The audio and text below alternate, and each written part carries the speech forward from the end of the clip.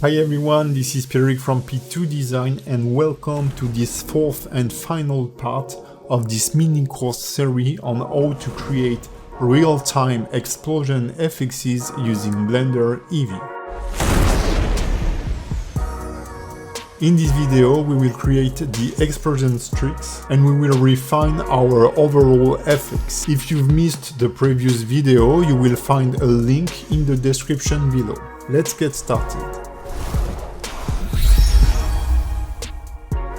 Before we add the streaks, I like to add a ring of dust that is pushed by the explosion. On the previous videos, we have seen that by default, particles are emitted along the normals of a mesh object. So in object mode, I will press Shift A and add a new mesh object, cylinder. On the contextual menu that pops in the bottom left corner, I will remove the cap and set it to nothing. Then I will go into edit mode and I will press S to scale it along the Z axis. Then I will slightly reposition it so that it fits the ground. You don't have to be super accurate regarding the position of the object. Now I'd like to hide the object. The simplest way is to reuse our emitter material we have created in the previous videos, and that make the object transparent. Then we can head over the particle system tab, add a new particle system. I will both call the particle system slot and the particle system setting dust. Finally, we need an object that will be rendered as a particle. So I will duplicate the explosion smoke object, call it explosion dust. As seen in the previous video, when we duplicate an object, it has the same material as the previous object. So we need to duplicate the material so that we won't be modifying the current smoke material, but creating a new dust material. Now we need to emit some particles. So I will select back my cylinder object, I will give it a relevant name, dust emitter, and I will then head over the particle system tab. The dust emission is going to be a burst, so it needs to occur at the beginning of the explosion and end on the same frame.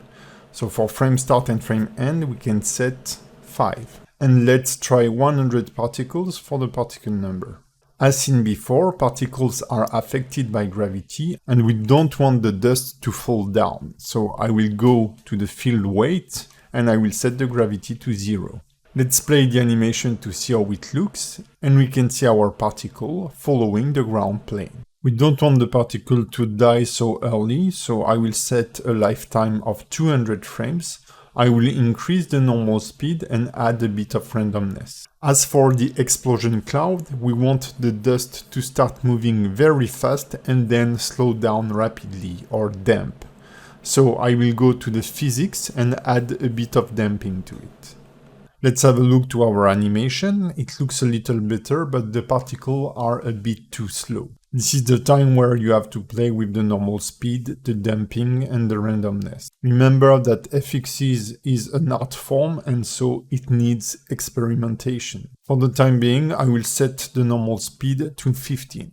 I will also increase the number of particles to 300, and what bothers me a bit is that the particles are kind of grouping a bit, creating some gaps. There are different ways to fix this. We can increase a bit the randomness, but it may destroy a bit our ring shape. What I can also do is increase the resolution of the emitter, because the particles are emitted per faces following the normal of those faces. If we have a smoother cylinder, we will have a smoother ring. I will simply go to the modifier stack and I will add a subdivision modifier, set the subdivision level to 1 and then apply the subdivision level. Once you've applied the subdivision modifier and you play again the simulation or the animation, we should have a slightly smoother outer ring. Now we need to apply our dust object to those particles. So I will go to the render tab, choose object and search for my explosion dust. Then I will press the spacebar to play again the animation and we can see that the particles are very small. So I will go to the render tab again and increase the scale to 1.5. I will play again the animation and I will get rid of the overlay to have a cleaner view of my FX. It does already look cool. I do believe that we need to play on the scale of the particle along the animation and also revise a bit the shader.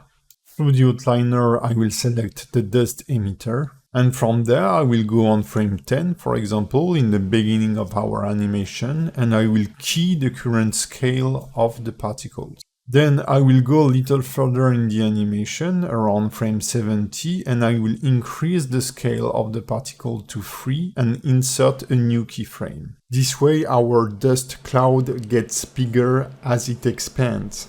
I will select my explosion dust object so that we can expose the dust material. And the first thing I will do is to decrease a bit the noise texture contrast by playing with the color ramp. The idea is to get rid of the big holes in the dust ring.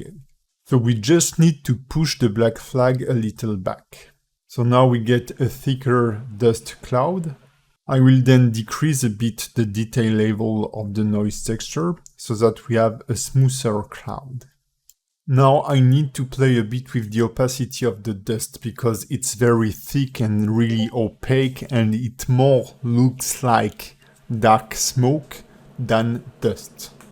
And we can easily play with the opacity by tweaking the ultimate map range node that is plugged into the alpha of our material. The toMax value define the maximum opacity of the effect. So if we play with this value, we can reduce the overall alpha of the effect. We will keep things simple by simply keying this value. But a more advanced approach will be to use the distance between the particles and the emitter to reduce the opacity. So for the time being, we will stick to the simple approach and just key the toMax value of this ultimate map range node. I will go to the beginning of the explosion on frame 10 and set the alpha value or the toMax value to 1 and insert a keyframe by pressing I. Then I will go over frame 40 and I will play with the opacity level. Test different values until I'm happy with the result. I think 0.5 is okay. And then I will go even later into the animation, around frame 90, and I will reduce the opacity even more to 0.2. Note that the auto keying option is enabled in my timeline, so as soon as I change a value, it will automatically insert a new keyframe. We are almost done with the dust. We can change the color of the dust so that it doesn't look like the smoke, but having an homogeneous grayish color is not super interesting. What we can do instead is add a converter color ramp and use the map range node we've been using to drive the alpha to drive this color ramp. Since the alpha kind of works like the density of the dust, if we use it to drive different color, we could fake some kind of volumetric effect over our dust. Now I can pick a couple of grayish color that would fit my scene. What I advise you is to choose colors that are very close to the ground color you are using. This way it will feel like the current dust comes from the current ground.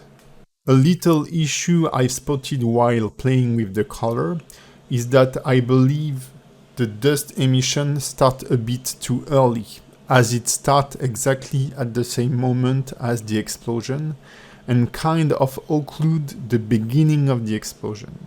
So I will go back to the dust emitter and I will delay the initial emission by a couple of frames. And now it does look better, as if the explosion was currently pushing the dust. If you want to learn character creation, rigging and animation and take your skill to a professional level, you will find extensive and top-rated Blender courses on my Gumroad page.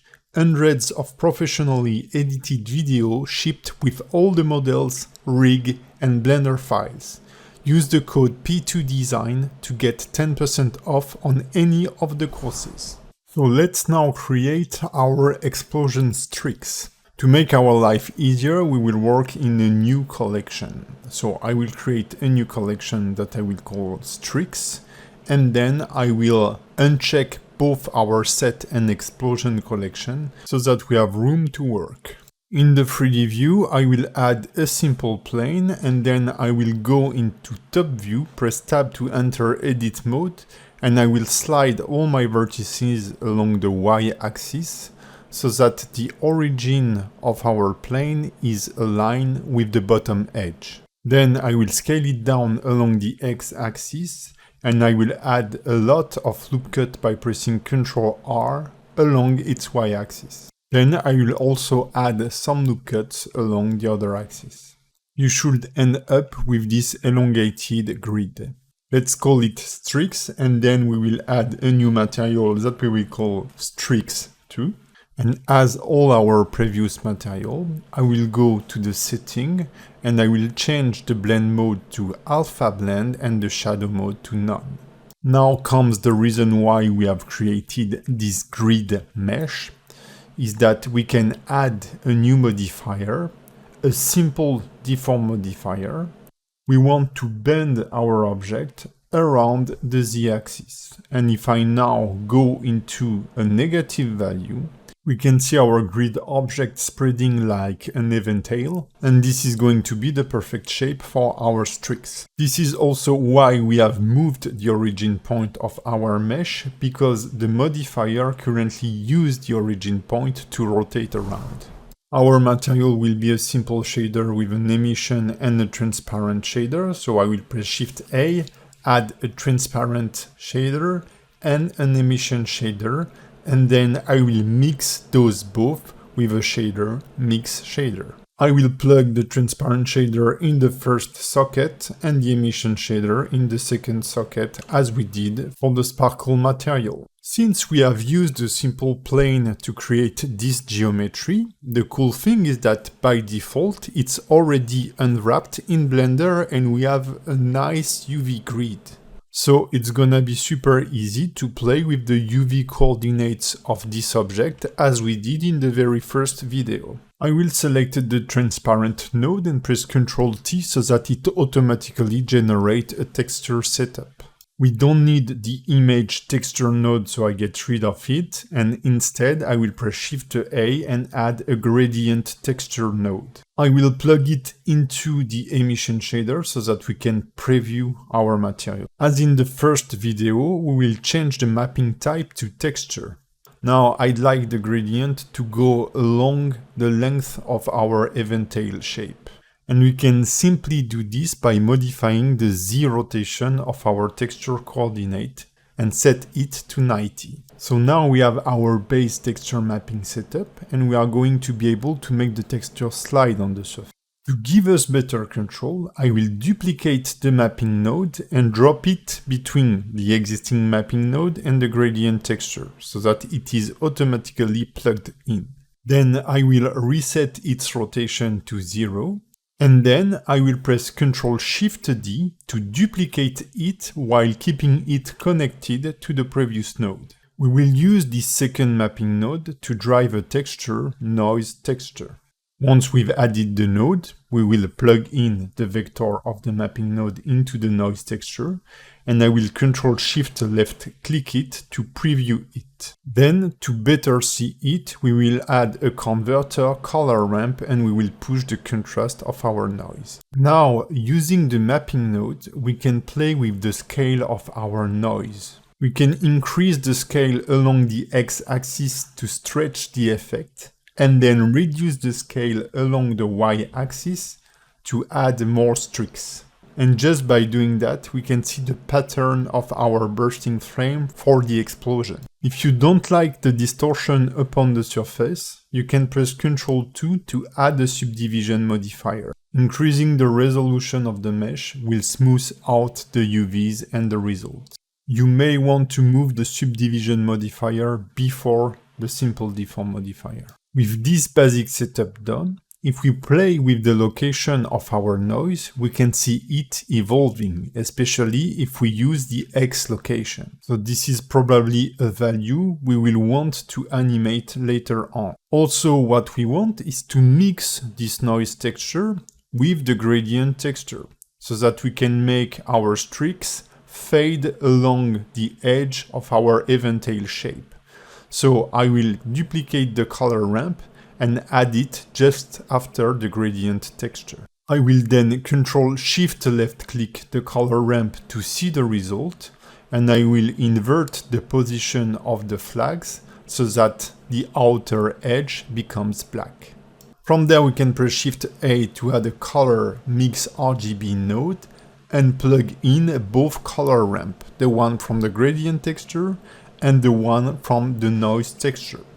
We will set the mix mode to multiply, Ctrl-Shift left click to see the result, and push the factor to 1.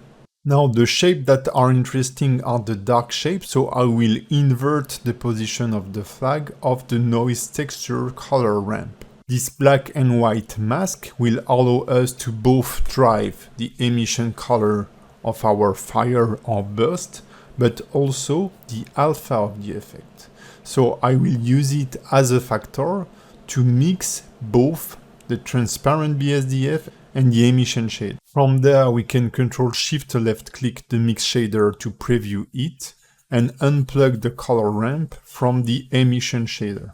There is a small issue we have to fix, is the clipping of the texture with the edges of our mesh.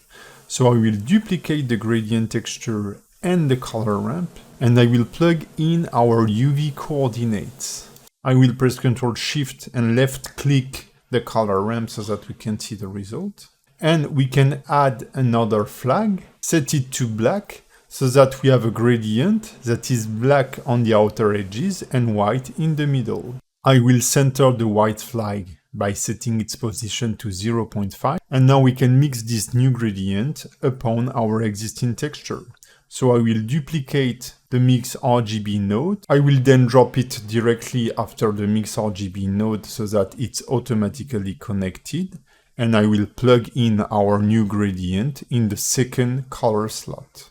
Our new mix color node is already plugged in the mix shader, so I can Ctrl-Shift left click the mix shader and see the result. Let's get the final touch to our shader. I will make myself some room and I will add a converter map range. With this node we are going to be able to fine tweak the grayscale range of our texture and recover some of the detail we may have lost by adding texture one on top of the other. I will drop it just after the ultimate mix RGB node. And then I will add a new color ramp that we will use to create the color of our emission shader. So as an input, I will use the map range node and I will plug the color ramp in the color of the emission shader. From there, I will add a couple of flags to the color ramp and I will create a nice red to black yellow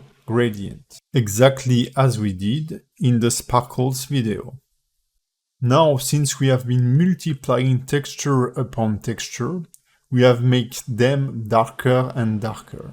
So we need to reduce the from max value until we see our brightest color appearing on the mesh. A value of 0.4 seems okay.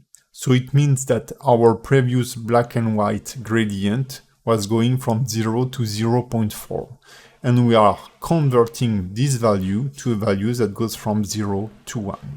Let's Ctrl-Shift left click our mix shader to see the result. Those sparkles will appear at the beginning of the explosion, so we can increase the intensity of the emission shader to 50. From there we can fine tweak the from minimum value of the map range node to shrink a bit the shapes, and you can also tweak the to max value to add a bit more intensity in the art of those shapes. So we can fine tweak this forever. Let's add it to our current explosion. Now that the shader is built, we are going to animate the streaks so that it fits our explosion. I will get a little further from my scene and then I will scrub through the timeline until the beginning of the explosion. From there, the idea is simply to position the streak as you wish. So I will rotate it along the x-axis and I will center it on the core of the explosion. You can freely scale the object if you want. Then the idea is to animate some of the shader property to fit the current explosion. One of the cool things is that we have created this eventail shape using the simple deform modifier.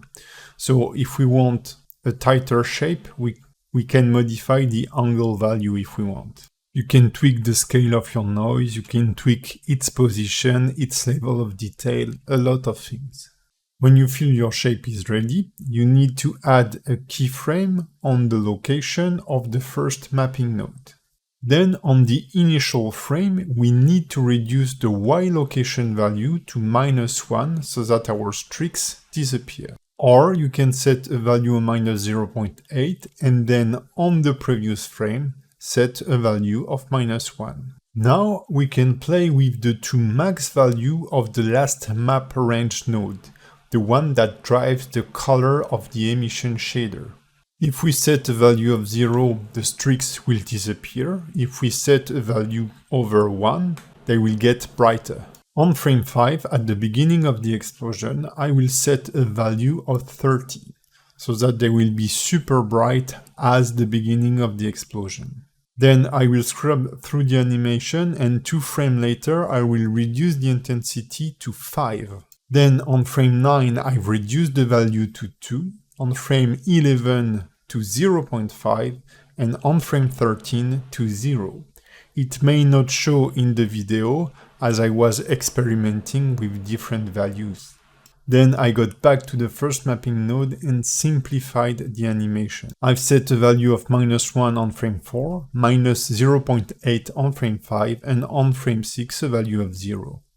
I did a lot of back and forth that is not super interesting, this is why I'm giving you the values here. The last thing I've modified is the X location value of the mapping node that drives the noise texture. When we change this value, it makes the noise slide along the UVs and it feels like our explosion is evolving. So on frame 4 I will add a keyframe and then I will go a few frames later until the effect completely disappears and I will slightly increase its value. Now the whole FX is finished. The only thing you can do is duplicate the streaks and rotate them and place them wherever you want on the explosion. You can change its scale and you can also change its shape by using the modifier. The ultimate thing you can do is to animate a bit the empty. So what I did is that I've keyed its position on the very first frame and on frame 150 I've moved it up by 3 meters. Then you need to select those 2 keyframes you have created and press T and set their interpolation to linear. This way it will move at a constant speed and it will look more natural.